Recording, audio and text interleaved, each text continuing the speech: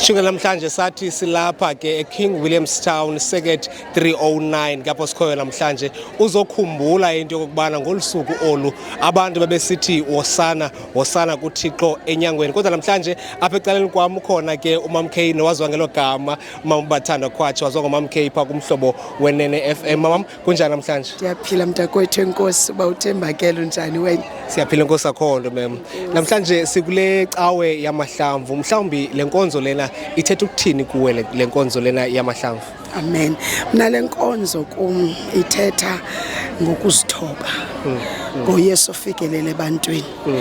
Ngokuba uyazi xa lifike la donke wena ulela donke uYesu aqabela phezukwayo ungaze ucinga into obana nguwe lo celebrate wayo uvela ukhukhumala kodwa khumbula ngulo ungaphezukwayo lo udunyiswayo.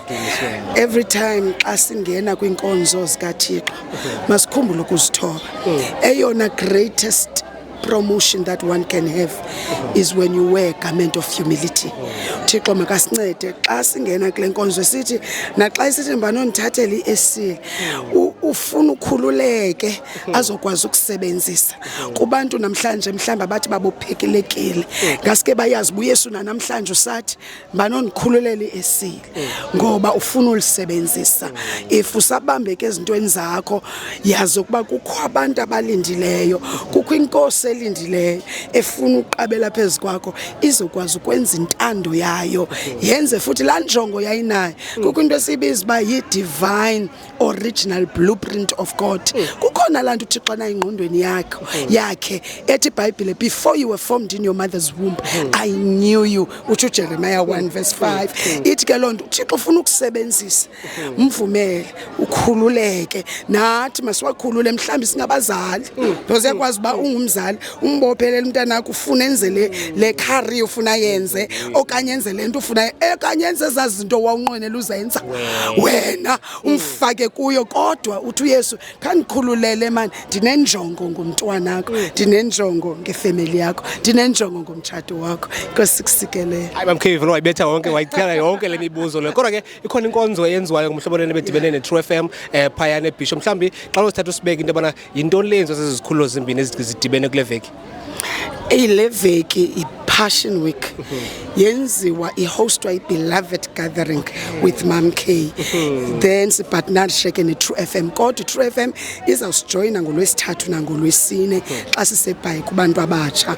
Apha namhlanje siza kube sikunye neVoice Lounge esaba kunye nayo namhlanje ngomso nangolwesibini yiBeloved Gathering with Mam K ehostayo le Passion Week. Inkonzo ke emva bangemva mhlawumbe umuntu ongayaziyo lenkonzo nokuhalalayo kuya yintona ngathi ayilindele kule nkonzo lena kule veki. Umuntu makalindele uqabhuko dubulo lo moya kaThixo ngoba sine worshipers sinoNcebakazi Msomi sino Vincent Mboniso sinamadodana ase KSD sina intimate worshipers kuzawudunyiswa sine worship team yase Christian Center kuzo worship ithi iBhayibhile when the praises go up his glory come down. Sinento ethi uzohlala ebukhoneni bethu uThixo and umuntu othi ndidiniwe kudala ndihamba indlela izinto zami zingalungi ndifuna ukuthi kuye namhlanje yize ebukhoneni bukaThixo